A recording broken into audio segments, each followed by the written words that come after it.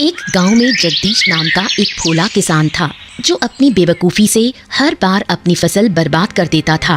बारिश के मौसम में धान की जगह तरबूज की खेती करता। अरे सुनते हो, क्या तुम्हें कभी अक्ल आएगी या नहीं? अरे अब क्या हो गया भाई, काहे चिल्ला रही हो? चिल्लाऊं नहीं तो क्या करूं? इस बारिश में जब सब लोग धान की खेती करते हैं, तुम तरबूज की खेती कर रहे हो। देखो, हमने सोच समझकर ही तरबूज बोया है। सोच समझकर बोया है?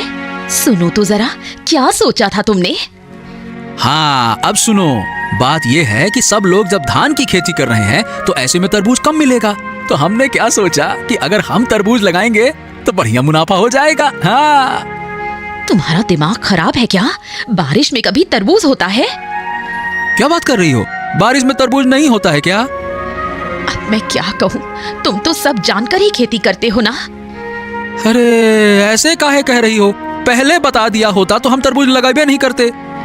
तुम्हें पहले मैं कैसे बताऊं? क्या तुम मुझसे सलाह लेते हो कभी? हाँ, अब रहने दो, ज्यादा डांटो नहीं। आगे से ऐसा हम नहीं करेंगे। जाओ यहाँ से, मेरी नजरों से दूर हो जाओ। जगदीश की एक बेटी थी, नाम था दिव्या। दिव्या बहुत ही समझदार लड़की थी। वो गांव भर में घूम घूम कर लोगों की मदद करती थी। सुबह जब वो बुढ़िया के घर के सामने से गुजर रही थी तो देखा कि वो बुढ़िया रो रही है। अरे बूढ़ी माँ, आप रो क्यों रही हैं? क्या हुआ? मत पूछ बेटी, मेरे रसोई घर की छत गिर गई है। अब मैं क्या करूंगी? छत गिर गई? किसी से मदद मांगिए ना। कई लोगों से मांगी पर कोई मदद करने को तैयार नहीं। क्या मदद करने से कोई नुकसान हो जाता? रुको, मैं देखती हूँ क्या किया जा सकता है। बूढ़ी माँ, अब आप दूसरे सिरे को पकड़ो, मैं ऊपर उठाती हूँ। छत ऊपर चढ़ा देंगे। दोनों के प्रयास से छत वापस जगह पर लग जाती है। बुढ़िया बहुत खुश हो जाती है। वाह, तेरी अक्ल तो कमाल की है। तेरी वजह से मेरा रसोई घर ठीक हो गया। मैं हूँ ना माँ, जब भी जरूरत हो बस मुझे बुला लेना। खुश रहो बेटी, सदा सुखी रहो। हाँ माँ, आप लोगों की दुआओं की वजह से ही मैं अच्छी हूँ। अब चलती हूँ, माँ चिंता कर रही होगी। ठीक है बेटी, ध्यान से जाना। हर दिन ऐसे कामों के लिए दिव्या को माँ की डांट सुननी पड़ती है। आज भी कुछ अलग नहीं हुआ। ठहर जा, वहीं खड़ी रह। बता, कहाँ गई थी तू पूरे दिन? माँ, मैं थोड़ी देर गांव में घूमने गई थी। तुम जानती हो मैं घर पर ज्यादा नहीं रहती। यही तो पूछ रही हूँ कि तू घर में क्यों नहीं रहती? क्या तुझे घर का कोई काम नहीं? घर का काम करने के लिए तो आप हो ही। मैं तो गांव वालों के काम में मदद करती हूँ। गांव वालों के काम करके तुझे क्या मिलता है? माँ, मुझे उनका प्यार और आशीर्वाद मिलता है। लोगों की मदद करने से बहुत सुकून मिलता है। बस कर, छोटी सी उम्र में इतनी बड़ी बड़ी बातें। अभी 15 साल की है और बात करती है जैसे 80 की बुढ़िया हो। रहने दो माँ, आज मत डांटो ना। तेरे बाप बेटी को लेकर मैं बहुत परेशान हूँ। एक है बहुत बेवकूफ, दूसरा बहुत चालाक। जरूर पापा ने फिर कोई बेवकूफी की है, उसी का गुस्सा मुझ पर निकाल रही हो। क्या करूं मैं? तू खुद देख घर की हालत। गांव के इतने लोगों की समस्या हल कर दी, अब तक पापा को ठीक नहीं कर पाई। क्या कहूँ, मेरी तो किस्मत ही फूटी है, तभी तो तेरे बाप के घर आई। अच्छा, अब मुझे खाना दो, बहुत भूख लगी है। दिव्या कभी अपनी माँ की बातों को गंभीरता से नहीं लेती। उसे गांव के अच्छे कामों में ही सुकून मिलता है।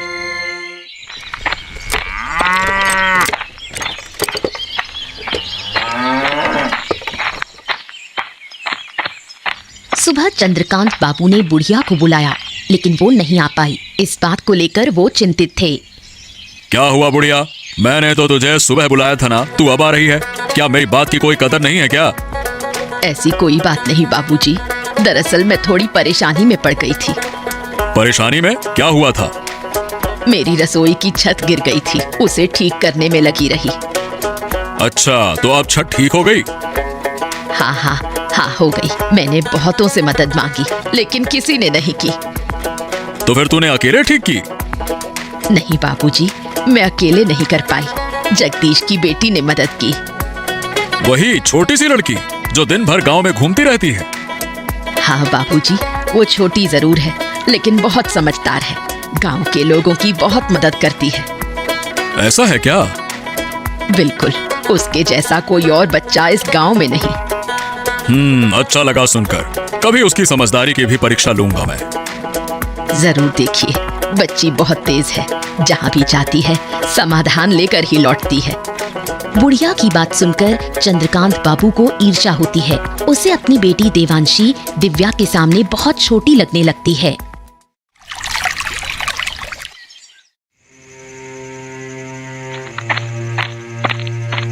सुनो बेटी, तो जगदीश की उस छोटी लड़की को जानती है? किसकी बात कर रहे हो? उस दिव्या की? हाँ, उसी लड़की की बात कर रहा हूँ। जानती है ना तू? हाँ, नाम और चेहरे से जानती हूँ, लेकिन कभी आमने सामने बात नहीं हुई। अरे बेटा, लोग कह रहे हैं कि वो बहुत ही समझदार है। पूरे गांव की समस्या वही लड़की हल करती फिरती है। क्या कह रहे हो पिताजी? ये कैसे हो सकता है? उसकी उम्र ही कितनी है? ऐसा है क्या? मुझे भी तो बड़ा अजीब ही लग रहा है, लेकिन जो कुछ लोगों से सुना है, अब देखो वो झूठ नहीं लगता। लोग उस लड़की की तारीफ कर रहे हैं। तारीफ कर रहे हैं कि क्या बात कर रही हो? ऐसा लग रहा है जैसे उसके गुणों का बखान कर रहे हैं। मैं भी देखना चाहती हूँ कि वो कितनी होशियार है। अब गरीब घर में जन्मी है, उसमें भला इतनी अकल आ कहां से गई? अगर वो मुझसे ज्यादा समझदार निकली तो उसे इस गांव में नहीं रहने दूंगी। इस गांव की सबसे समझदार लड़की सिर्फ मैं ही रहूंगी। ठीक है बेटी, अब देखो तुम गुस्सा मत करो। मैं देखता हूँ क्या किया जा सकता है। चंद्रकांत बाबू सोच में पड़ जाते हैं कैसे दिव्या को इस गांव से बाहर निकाला जाए। 2 दिन बाद की बात है। देवांशी गांव में घूमते हुए तालाब के किनारे दिव्या को खड़ा देखती है। उसके मन में एक शैतानी योजना आती है। अरे, तुम दिव्या हो ना, जगदीश काका की बेटी? हाँ, मेरे पापा का नाम जगदीश है। तुम कौन हो? ओहो, तुम मुझे पहचानती नहीं? मैं चंद्रकांत बाबू की बेटी हूँ। ओह, तुम चंद्रकांत बाबू की बेटी हो। तुम्हारे बारे में बहुत सुना है, लेकिन कभी देखा नहीं। देखो कि कैसे, मैं तो ज्यादा बाहर निकलती ही नहीं। तुम्हारे बारे में भी बहुत सुना है। तुमसे मिलकर बहुत अच्छा लगा। सुना है तुम बहुत समझदार हो। चलो बैठकर थोड़ी बात करते हैं। देवांशी दिव्या को तालाब के किनारे बैठने के लिए कहती है, फिर उसे धक्का देकर पानी में गिरा देती है और खुद नकली कोशिश करती है उसे बचाने की। उसके चेहरे पर शैतानी मुस्कान होती है। कोई है, मुझे बचाओ, मैं डूब रही हूँ। अरे, तुम गिर गई? कैसे? मुझे तो तैरना नहीं आता। दिव्या हाथ पांव मारती है और एक पेड़ की डाली पकड़कर खुद को बाहर निकालती है। तुम ठीक तो हो ना?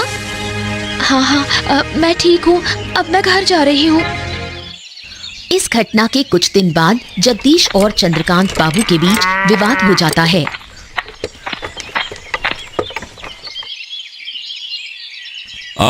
क्या हाल है जगदीश? कैसे जा रहे हैं तुम्हारे दिन? अरे, आपके आशीर्वाद से सब ठीक चल रहा है बाबू, पर आप अचानक से हमारे घर में क्या हो गया? देखो, मुझे जमीन की जरूरत है, उसी सिलसिले में बात करने आया हूँ। जमीन के मामले में हम आपकी मदद भला कैसे कर सकते हैं? देखो, ऐसा है, जो जमीन मुझे चाहिए वो तुम्हारी है। तुम्हारी जमीन के बगल में मेरी जमीन है। लेकिन बाबू, मैं आपको अपनी जमीन क्यों दूं? अरे भाई, उसके बदले में पैसे दूंगा, इसलिए और काहे के लिए? मुझे तुम्हारी जमीन की सख्त जरूरत है। लेकिन मेरे पापा आपको जमीन क्यों देंगे? वो जमीन बेचने वाली नहीं है। अरे, तू बीच में काहे बोल रही है? तुझे क्या समझ है इन बातों की? ये बड़े लोगों की बात है। तू चुप रह। जगदीश, तेरी बेटी मेरा अपमान कर रही है। हैं? अपमान? ना ना ना ना बाबू, वो तो बच्ची है, उसकी बातों का बुरा मत मानिए। मैं भले ही छोटी हूँ, लेकिन जो कह रही हूँ वही सही है। मेरे पापा आपको कोई जमीन नहीं देंगे। मैं तेरे घर खुद आया और तेरी बेटी ने मुझे अपमानित किया। इसका अंजाम तुझे भुगतना होगा। अरे बाबू, जगदीश बाबू, आप नाराज मत होइए। देखिए, मेरी बात तो सुनिए तो। इतना अपमान सहकर मैं यहाँ खड़ा रहूं? तुम्हारी बात सुनो, मैं तुम लोगों को सबक सिखा कर रहूंगा। हाँ? चंद्रकांत बाबू के मन में दिव्या के खिलाफ बदला लेने की भावना जाग उठती है। तेरी वजह से चंद्रकांत बाबू को अपमान सहना पड़ा। मेरी बेटी ने ऐसा क्या गलत कहा? उसने तो सही बात ही कही। सही बात? अरे अकल के अंधों, अगर मैं जमीन दे देता तो कुछ पैसे मिल जाते, घर अच्छे से चलता। अब क्या जमीन का क्या करेंगे, चाटेंगे? माँ, पापा को जरा समझाओ ना। तुझे लगता है मैं समझा नहीं रही? उनकी समझ में कुछ आता है? चुप रहो तुम दोनों माँ बेटी मिलकर हमारा घर बर्बाद ही करके रहोगे लगता है। क्या कहा? मैं अपना घर खुद बर्बाद कर रही हूँ? और नहीं तो क्या, ऐसे अपशगुनी लड़की को घर में रखना चाहिए क्या? नहीं रखेंगे तो क्या करेंगे? घर से निकाल देंगे? अगर बेटी घर का भला नहीं चाहती है ना, तो उसे निकाल देना ही ठीक है। अगर मेरे होने से इतनी परेशानी है तो मैं ही घर छोड़कर जा रही हूँ। अरे हाँ, जा जा जा। वैसे भी तुझसे कोई काम वाम तो होता नहीं है, बस मुंह चलाती है पटर पटर पटर। अरे जा जा, चली जाएगी तो अच्छा ही रहेगा, जा। जगदीश की बातों से दुखी होकर दिव्या गांव छोड़ने का फैसला करती है। बेटी के जाने का दृश्य आरती सहन नहीं कर पाती। वो चुपचाप आंसू बहाती है। माँ, रो मत, मुझे बिल्कुल अच्छा नहीं लग रहा। तू हमें छोड़कर चली जाएगी और मैं रोऊंगी नहीं। क्या मुझे दर्द नहीं होता? अगर आपको सच में दर्द होता तो आप पापा को पहले ही सुधारती। तू जानती है तेरे पापा समझदार नहीं है, वो थोड़े भोले हैं। पापा भी जानते हैं कि वो भोले हैं, फिर भी मुझे क्यों डांटा? वो समझ नहीं पाए, तू बुरा मत मान। माँ, मैंने फैसला कर लिया है, मैं इस गांव में अब नहीं रहूंगी। हमें छोड़कर तू कहाँ जाएगी? कैसे रहेगी? क्या हमें तेरी चिंता नहीं होगी? चिंता का कोई फायदा नहीं माँ, मैं अपना रास्ता खुद बना लूंगी, मैं ठीक रहूंगी। मत जा बेटी, मत जा, मुझे छोड़कर मत जा, मैं तेरी माँ हूँ। एक दिन लौट कर आऊंगी माँ, और तेरे सारे दुख दूर कर दूंगी। तू आएगी तो मेरा दुख और बढ़ेगा, ये तू समझ नहीं पा रही। माँ, मैं जानती हूँ संतान को खोने का दर्द क्या होता है, लेकिन मुझे जाना ही होगा, मुझे मत रोको। सुन बेटी, मत जा, लौट आ। कई साल बीत जाते हैं। चंद्रकांत बाबू जगदीश को बेवकूफ बनाकर उसकी सारी जमीन धीरे धीरे हड़प लेते हैं। देखो जगदीश, अब तुम्हारे पास कोई जमीन बाकी नहीं बची है। तुम सारी जमीन हमें बेच चुके हो। अब क्या कहें बाबू, बेचते बेचते पूरी जमीन बिक गई, पता ही नहीं चला। हमारी जमीनें खत्म हो गई, क्या करें? अरे सुनो तो इसे, ऐसे कह रहा है जैसे पूरे गांव की जमीन ही दे दी हो इसने। अब जब सब कुछ बेच ही दिया है तो आप फिर मेरे पास क्यों आए हैं? क्या सब कुछ? अरे भाई, क्या तुम सब कुछ का मतलब समझते हो? अरे बुड़बक, उस सब कुछ में तुम्हारा एक घर भी शामिल है। हैं? ये क्या कह रहे हैं बाबू? मैंने ये घर भी आपको बेच दिया क्या? मुझे तो ऐसा कुछ याद नहीं आ रहा। याद नहीं आ रहा? अरे जरा ध्यान से सोचो, आखिरी बार जब पैसे लिए थे ना, तब कुछ ज्यादा ही लिए थे। याद करो, याद आया ना? याद आया ना? हाँ, पैसे तो ज्यादा लिए थे, लेकिन जमीन भी तो आपको ज्यादा ही दी थी ना बाबू। हाँ, तो उसी जमीन में एक घर भी शामिल था, समझे? क्या बात कर रहे हैं? तो अभी घर हमको छोड़ना पड़ेगा? बिल्कुल, मैं अपनी जमीन पर तुम्हें क्यों रहने दूं? बिल्कुल नहीं रहने दे सकता। चलो। हैं? लेकिन हम ही घर छोड़ देंगे तो जाएंगे कहाँ बाबू? अरे कहाँ जाएंगे, हम क्या बताएं? अरे जाओ जहाँ जाना है, फालतू की बात ना करो मुझसे। लेकिन यह घर छोड़ना पड़ेगा तुम्हें, समझ गए? ठीक है बाबू, हमको कुछ दिन का समय दे दीजिए, फिर हम घर खाली कर देंगे। हाँ ठीक है, जल्दी खाली कर देना। जगदीश अब भी कुछ नहीं समझ पाया। चंद्रकांत बाबू उसे देखकर मन ही मन बहुत खुश होता है और उसे कुछ दिन का समय देता है। जगदीश गहरी सोच में पड़ जाता है। उनका अंतिम सहारा भी अब खत्म हो चुका है। मैंने तुम्हें बार बार कहा था उस चंद्रकांत बाबू के साथ मत घूमो, लेकिन तुमने मेरी एक भी बात नहीं मानी। अरे हमको क्या पता था? अरे गिन्नी, अगर पता होता तो मैं उसके साथ उठता बैठता क्या? तुमने नहीं समझा, ये ठीक है, लेकिन जब जब मैंने समझाने की कोशिश की, तुमने मुझे ही चुप करा दिया। अरे हमको कभी अंदाजा ही नहीं था कि हमारे साथ ऐसा हो जाएगा। तुम्हारी वजह से मैंने अपनी बेटी को खो दिया। वो तो शुरू से ही विरोध कर रही थी। हाँ, अब जाकर समझ में आ रहा है कि मेरी बिटिया सही कहती थी। मैंने नाहक उसे गलत समझा इतने साल। क्या करूं, मेरी अकल ही मारी गई थी। तुमने उसे घर से निकाल दिया, अब उसका पाप तुम्हें भुगतना पड़ रहा है। मैं और सजा भुगतने को तैयार हूँ। मेरी बेटी न जाने कहाँ होगी, किस हालत में होगी। मुझे माफ कर दो मेरी बेटी। अब रोक कर क्या फायदा, सोचो अब आगे कहाँ जाएंगे। अरे अब तो कुछ सोचने की शक्ति ही नहीं रही, कहाँ जाएंगे, क्या करेंगे। तुम्हारे दिमाग में कभी कुछ चलता ही कब था। सारा झंझट मुझे ही सहना पड़ा है, अब मैं क्या करूं? चिंता मत करो गिन्नी, हम कुछ उपाय सोचते हैं। जगदीश और आरती का जीवन अब अनिश्चितता के अंधकार में डूब गया। दिव्या गांव लौटकर गांव के विकास के लिए प्रयास शुरू करती है। उसकी मुलाकात आनंद नाम के एक शिक्षित युवक से होती है। सुना है आप 2 दिन पहले गांव लौटी हैं और गांव के भले के लिए काम करना चाहती हैं। हाँ, आपने ठीक सुना। क्या आपको कोई आपत्ति है? अरे नहीं नहीं नहीं नहीं, कैसी बातें कर रही हैं। मैं तो खुद किसी ऐसे व्यक्ति की तलाश में था। फिर तो और भी अच्छा। दरअसल मैं भी काफी समय से गांव के विकास के लिए कुछ करना चाहता था। अब आपको पाकर अच्छा लग रहा है। अब मेरे पास एक साथी है, आपके साथ मिलकर मैं और भी अच्छा काम कर पाऊंगी। हाँ हाँ जी हाँ, मैं भी तो यही कहना चाहता था। आप तो काफी समझदार हैं। तो आपने गांव के लिए क्या योजना बनाई है? वैसे मैंने अभी तक कुछ तय नहीं किया है, पर सोच रहा था कि अनपढ़ किसानों को कृषि के बारे में जागरूक किया जाए। हाँ, ये तो बहुत अच्छा विचार है। मैं भी कुछ ऐसा ही सोच रही थी। क्यों ना गांव के शिक्षित लोगों को साथ लेकर एक संस्था बनाई जाए। अरे ये तो और भी अच्छा होगा। इससे हम किसानों को और अच्छे से समझा पाएंगे और हमारी संस्था भी आगे बढ़ेगी। तो फिर मैं गांव के शिक्षित लोगों को इकट्ठा करता हूँ फिर। हाँ हाँ, जरूर कीजिए। उसके बाद मुझसे संपर्क कीजिए, मैं संस्था की शुरुआत करती हूँ। कई साल बाद जब चंद्रकांत बाबू को दिव्या की वापसी की खबर मिलती है, वो बदले की आग में जल उठता है। अजय, गांव पर ठीक से नजर रख रहा है ना? हाँ बाबू, सब ठीक से देख रहा हूँ। फिर भी तू मुझे ये नहीं बता पाया कि जगदीश की बेटी गांव में संस्था बना रही है। खबर तो मेरे पास भी थी बाबू, अब सोचा था कि आज ही आपको बताऊंगा। अरे नालायक, इतनी देर कर दी, तब तक तो गांव वाले शिक्षित हो जाएंगे। अरे बाबू, ऐसा थोड़ी ना होगा।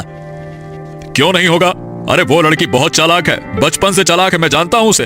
अगर उसने किसानों को समझा दिया तो हमारा धंधा चौपट हो जाएगा।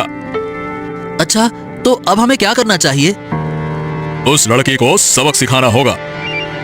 लेकिन कैसे? अरे इसीलिए तो तुझे बुलाया है। अब सोच और कोई ठोस योजना बना, कैसे कैसे कर रहा है। चलिए तो एक काम करते हैं, उसके संस्था को तहस नहस कर देते हैं। हाँ ये ठीक है, लेकिन पहले उसके बाप से मिलना होगा। देखना होगा कि वो कुछ करता है या फिर नहीं। जब चंद्रकांत बाबू जगदीश के घर पहुंचे तो जगदीश थोड़ा डर गया। उसने सोचा चंद्रकांत बाबू शायद उसे घर से निकालने आए हैं। प्रणाम प्रणाम बाबू, आइए आइए आइए, अंदर आइए, बैठिए बैठिए बैठिए। आज तुम्हारे घर में बैठने के लिए नहीं आया हूँ। देखिए, मैंने आपसे कुछ दिन की मोहलत मांगी थी बाबू। हाँ हाँ, मैं उस बारे में पता करने भी नहीं आया हूँ। मैं तुम्हारी बेटी के बारे में बात करने आया हूँ। हैं? मेरी बेटी के बारे में? क्यों? मेरी बेटी ने फिर से क्या कर दिया? सुना है कि तुम्हारी बेटी गांव में वापस आ गई है। हाँ हाँ हाँ, मेरी बेटी वापस तो आ गई है बाबू। सुना है वो गांव के किसानों के लिए अच्छे काम कर रही है। अब देखिए बाबू, इस बारे में हमको कुछ ना पता। मैं यही बताने आया था कि अपनी बेटी को काबू में रखो, नहीं तो अच्छा नहीं होगा। हाँ बाबू, सही बताएं तो वो क्या कर रही है, हमको इस बात का कोई अंदाजा नहीं है। अंदाजा नहीं है तो क्या हो गया? बेटी को काबू में रखने के लिए अंदाजा जरूरी नहीं होता है। तुम कहो और वो मान जाएगी, बस। क्या कहें बाबू, मेरी बेटी ने तो पहले कभी मेरी बात मानी नहीं, तो अब कैसे मानेगी? वो समस्या मेरी नहीं है। तुम उसके बाप हो और वो तुम्हारी बात मानेगी। मुझे बस तुम्हें सूचना देनी थी, मैंने दे दी। लेकिन बाबू, अगर वो गांव के भले के लिए काम कर रही है तो इसमें समस्या क्या है, हमको ये समझ में नहीं आ रहा। अरे क्या कहें वो जानने से तुम्हें कोई फायदा नहीं है। अगर सीधी बात है कि उसे नहीं रोका तो वो अपनी जान से हाथ धो बैठेगी। बस कह दिया मैंने। अपनी बेटी की बात सुनकर जगदीश अब मन ही मन ठान लेता है कि वो अपनी बेटी को किसी हाल में नुकसान नहीं होने देगा। गांव भर में जगदीश की बेटी की तारीफ सुनकर जगदीश और आरती गर्व महसूस करते हैं। देखा, मैंने कहा था ना कि हमारी बेटी एक दिन अच्छा काम करेगी, गांव के लोग उसे सम्मान देंगे। हाँ, अब तो मैं भी देख रहा हूँ, लेकिन पहले मुझे यकीन नहीं था। तुम्हारे अविश्वास की वजह से ही वो हमें छोड़कर चली गई थी। तुम्हारी बेटी इतनी समझदार है कि हमें छोड़कर भी सफल होकर लौट आई है। मुझे अपनी बेटी पर कितना गर्व हो रहा है ये मैं बता नहीं सकती। मुझे भी कम गर्व नहीं है अपनी बिटिया पर। अरे गांव में निकलते ही सब लोग कहते हैं, वो देखो दिव्या के पापा जा रहे हैं। तो फिर मानते हो कि मेरी बेटी अच्छा काम कर रही है? हाँ, कर तो रही है, लेकिन अब लोग उसे रोकने के लिए उठ खड़े हुए हैं। वो लोग उससे जलते हैं, लेकिन मैं अपनी बेटी को कोई नुकसान नहीं होने दूंगी। अब मैंने भी मन बना लिया है भाग्यवान, जो हमारी बेटी को नुकसान पहुंचाएगा उसको हम छोड़ेंगे नहीं। देखो, चंद्रकांत बाबू का साथ मत देना। मेरी बेटी शुरू से ही सही थी। मैं समझ नहीं पाया ना गिन्नी, यही तो मेरी गलती थी। अब क्या कहें। अब इन बातों को छोड़ो, अब हमें अपनी बेटी को बचाना है। चलो कोई बात नहीं, तुम चिंता न करो, मैं उसे हर हाल में बचाऊंगा। आखिर हमारी बेटी है वो।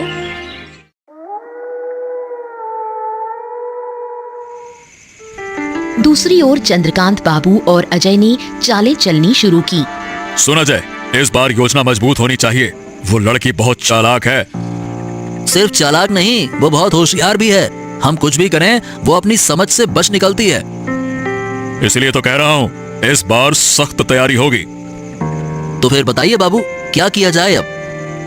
पहले कुछ लोगों को इकट्ठा करो, फिर उसके संस्था को तोड़ डालो। तो चलिए बाबू, कल ही हमला करते हैं। हाँ, कल ही करना होगा, अब और देर नहीं की जा सकती। अगर गांव वाले बीच में आ गए तो उन्हें गांव से निकालने की धमकी देंगे। कोई और बीच में फिर नहीं आएगा। लेकिन उस लड़की के साथ हमारे गांव का आनंद भी है, उससे थोड़ा डर लगता है। लोग उसे बहुत मानते हैं। अगर आनंद बीच में आया ना तो उसे भी खत्म कर देंगे। ठीक है बाबू, ये हुई ना बात। किसी भी हालत में ये काम रुकना नहीं चाहिए, नहीं तो मैं किसानों की जमीन हथिया नहीं पाऊंगा। सुबह होते ही चंद्रकांत बाबू, अजय और उनके लोग सभा घर पहुंचते हैं, हाथों में डंडे और हथियार। ये क्या बाबू, आप लोग यहाँ हथियार लेकर क्यों आए हैं? क्या मकसद है आपका? जो काम तुम लोग कर रहे हो वो गांव के भले के लिए नहीं है। इसे अभी के अभी बंद करो। ये काम गांव के भले के लिए नहीं है, ये आपसे किसने कहा? या फिर ये काम आपके धंधे के लिए खतरा बन गया है? रोज जबान लड़ाती है। अजय, देख क्या रहा है? इस सभा घर को तोड़ डाल, चल। अगर हिम्मत है तो आइए, हम तुम्हारे हाथ तोड़ डालेंगे। अब दिव्या के सामने ढाल बनकर खड़े हो जाते हैं जगदीश। चंद्रकांत बाबू गुस्से में भड़क उठते हैं। खबरदार बाबू, अब तक आपने हमारे परिवार को बहुत नुकसान पहुंचा दिया। अगर आज हमारी बेटी को कुछ हुआ ना तो आपको हम लटा के ऐसा मारेंगे, क्या कहें फिर? छोड़ दो अब उसको, बहुत हो गया। ए जगदीश, तू भूल रहा है कि तेरा घर अब भी मेरी मुट्ठी में है। ए बाबू, घर वर की कोई जरूरत नहीं है, फालतू की धमकी देना नहीं। और हमारी बेटी को कुछ होना नहीं चाहिए। हाँ, तूने अच्छा नहीं किया। अपने आदमियों को पकड़ो और चुपचाप निकल जाओ, नहीं तो आपको कुचलने में एक पल नहीं लगाऊंगा। ए बेटा, हमका माफ कर दे, हमने तुम्हें अपनी बेटी नहीं समझा। अरे बाबा, आप ऐसा क्यों कह रहे हो? आप तो मेरे पिता हो। लेकिन फिर भी आप कोई लेकिन नहीं, अब हम सब मिलकर गांव की भलाई के लिए काम करेंगे। इसके बाद दिव्या की अगुवाई में गांव का विकास शुरू होता है। गांव वाले उसकी बहुत तारीफ करते हैं। एक भोला किसान अपनी बुद्धिमान बेटी पर गर्व करता है।